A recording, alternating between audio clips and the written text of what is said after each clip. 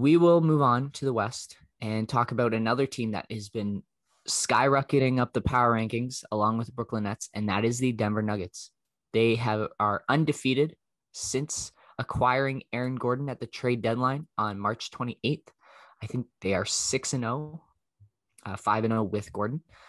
And this team, man, it's just such a perfect placement for Gordan. What he does is he comes in and provides the Paul Millsap minutes at a higher level. He plays better defense, which then proceeds to move Will Barton into his more natural position at the 2 rather than having him undersized guarding 3s. So he just basically takes Gary Harris's spot in the lineup, and he is a walking bucket. Michael Porter Jr. has been way more engaged on defense. He flies in and grabs these crazy offensive rebounds. Like, you forget, Michael Porter, like, shooter, he's also 6'10", 6'11". Like, he did get comps to Kevin Durant in high school, just in the way that he was so long and could make these really high level of difficulty shots over anyone and make it look easy. But he also flies in and grabs these crazy rebounds on both ends because he's so tall and he is physical.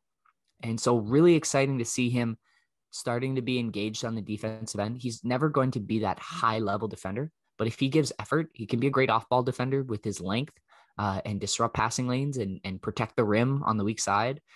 And with Nikola Jokic, Gordan and Porter cutting off the ball is like, I just got goosebumps running down my arms. Like, it's just so much fun to watch these two operate.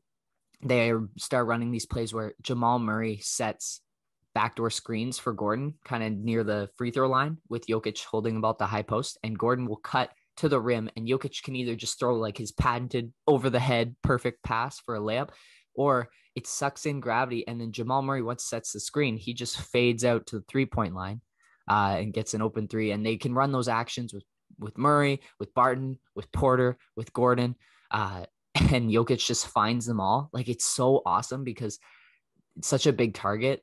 I think Gordan, I don't remember the exact stats, but in his time with the Nuggets, he's already like dribbling the ball half as much, and he's averaging more points per possession, just showing you like the value of him as an off-ball cutter. And then he provides them a ton of size. Like, when he's engaged, we saw it. The Toronto-Orlando series in that magical playoff run, Gordan was playing as good as defense you could play against Kawhi Leonard. And he showed that against the LA Clippers this week, where the Nuggets and Clippers both had their full teams, and the Nuggets just won straight up. And Gordan was a big factor in that, guarding Kawhi and then guarding Paul George a little bit. So this Nuggets team definitely on the rise. You worry a little bit about their depth, especially like Campazzo, great player, but a little bit undersized and will get abused in those late playoff series. PJ Dozier, solid. Monte Morris, solid. Again, a little undersized. Paul Millsap will be great for them off the bench. JaVale McGee will be a good rim protector. But just, yeah, the bench, I don't know what's there. Obviously, that's not as big a factor in the playoffs when you go down to 7-8 man rotations. But yeah, Nuggets definitely on the rise, and really fun to watch this team. They play the San Antonio Spurs again tonight, and just keep watching to see how this team continues to develop. Yeah, that is, yeah. And Aaron Gordan being like the fifth option offensively on this team just makes their ceiling so high. Yeah, it'll be real interesting to see if they can get to a point to rerun that series with the Lakers, and what having Gordan as a piece to defend James, if he's back in, changes the dynamic between those two teams. Definitely.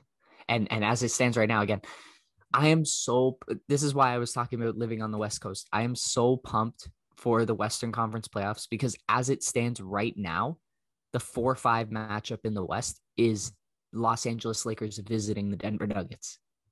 And the Lakers are in trouble. They could fall down these standings a little bit. They've got 2.5 game lead over the Dallas Mavericks for the 7 spot. And Dallas is picking it up. They beat Milwaukee last night. Great win over Utah on Monday. Luka's really turned up the heat, and Porzingis, as long as he's healthy, he's a really important piece for them. And so Dallas is rising up the rankings. You could see Los Angeles fall to a play-in game, which would be DEFCON 1 in LA. Especially when you've got two players coming back from injury. and then it's like, okay, you've got this huge mountain to climb just to get to that like Final Four spot in the playoffs where you are going to be coming back with extra wear and tear. Yeah. Just imagine if you're Phoenix though, and you've worked all season, you get this 2 seed, you're feeling so good about yourself, first playoff series, and you have the Los Angeles Lakers because they fell to the 7 seed. It Like, goes both ways, eh? yeah, just brutal. But yeah, that's just one of the storylines that's made this West so intriguing and so exciting. So shout out to the Denver Nuggets.